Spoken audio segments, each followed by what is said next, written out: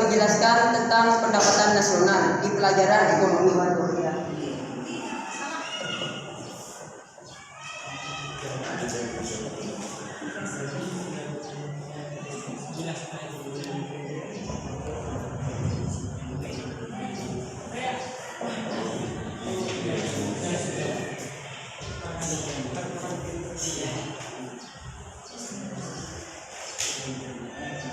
Pendapatan nasional adalah total nilai barang dan jasa dalam 1 tahun ke depan dalam suatu negara.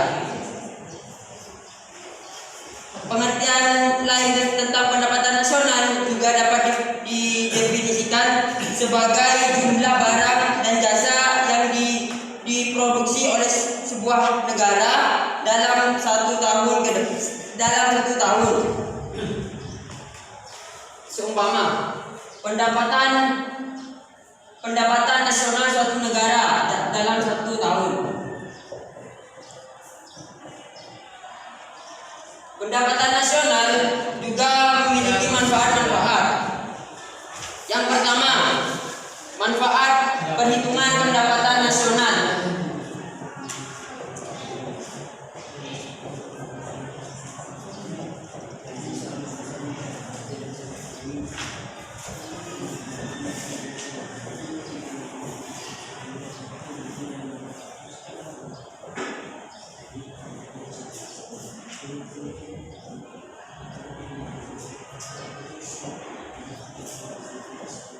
Yang pertama,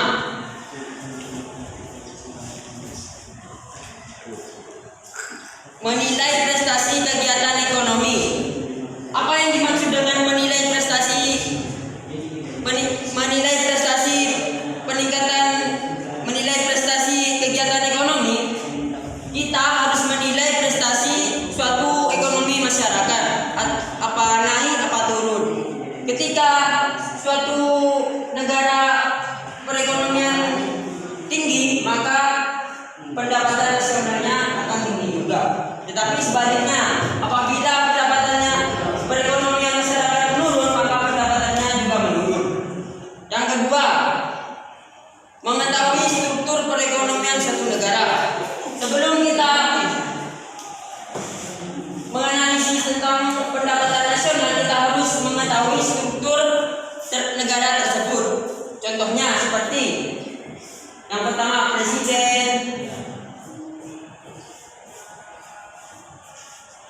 dan lain-lain. Yang ketiga, mengetahui perkembangan perekonomian dari tahun ke tahun. Berkaca kepada definisi pendapatan nasional, yaitu menilai barang atau jasa dari tahun ke tahun. Maka kita harus menilai dari 1 tahun. Contohnya, pada tahun 2020 pendapatan nasional menurun apa tidak?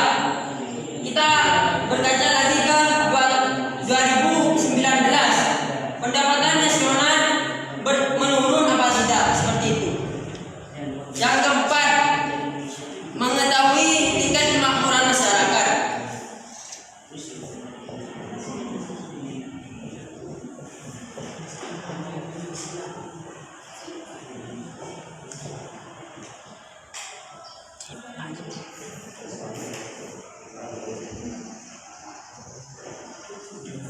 Ketika masyarakat makmur, maka pendapatan ekonomi akan lancar.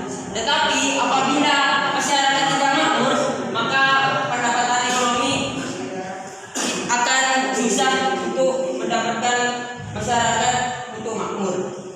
Tergantung dengan masyarakatnya makmur apa tidak. Yang keempat, yang kelima, membandingkan perekonomian antar negara.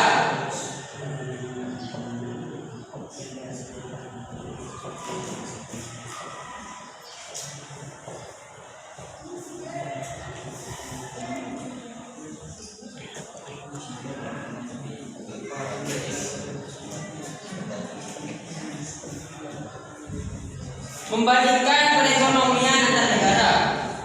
Membandingkan perekonomian antar negara itulah sangat penting. Kenapa?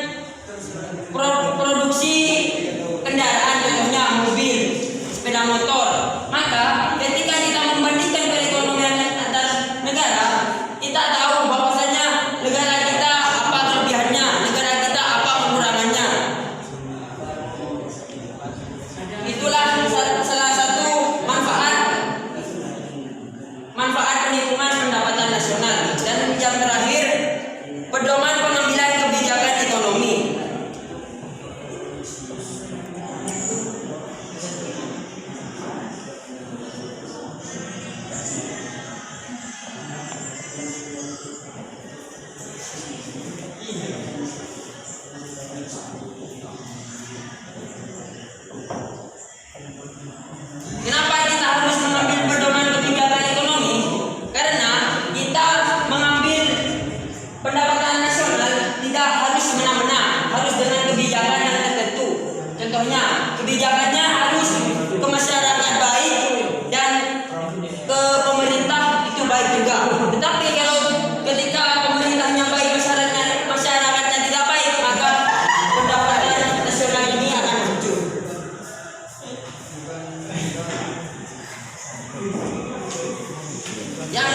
Yang ketiga, tentang konsep-konsep pendapatan nasional. Yang pertama, produk domestik bruto. Produk domestik bruto adalah pendapatan WNI di dalam negeri ditambah pendapatan WNA di dalam negeri. Warga negara Indonesia yang bekerja di dalam negeri ditambah dengan warga negara asing yang bekerja di Indonesia ditambah lalu yang itu yang dinamakan produk domestik bruto. Yang kedua, produk nasional bruto.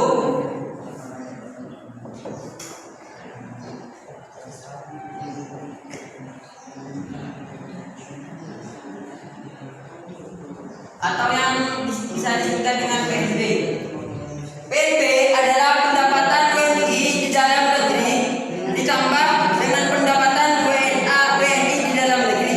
Pendapatan WNI di dalam negeri yang bekerja di dalam negeri ditambah dengan WNI warga negara Indonesia yang bekerja di luar negeri. Contohnya seperti di Malaysia, di Arab Saudi dan lain-lain. Yang ketiga, produk nasional neto. Produk nasional neto atau bisa disingkat dengan PNN. PNN sendiri adalah merupakan hasil dari nilai GNP atau dari nilai produk nasional bruto dikurangi dengan penyusutan atau pengurangan. Saya akan menjelaskan tentang sektor perekonomian di Indonesia. Yang pertama, sektor primer perekonomian di Indonesia merupakan sektor utama yang berkaitan dengan industri ekstraksi sumber daya alam yang berasal dari tanah. Contohnya pertambangan gunung yang bisa dijadikan bahan bangunan. Yang kedua, pertambangan emas, nikel dan lain-lain. Yang kedua, sektor sekunder perekonomian Indonesia merupakan sektor produksi yang berkaitan dengan manufaktur. Contoh, produksi pangan bisa dikasih contoh beras, gandum dan lain-lain.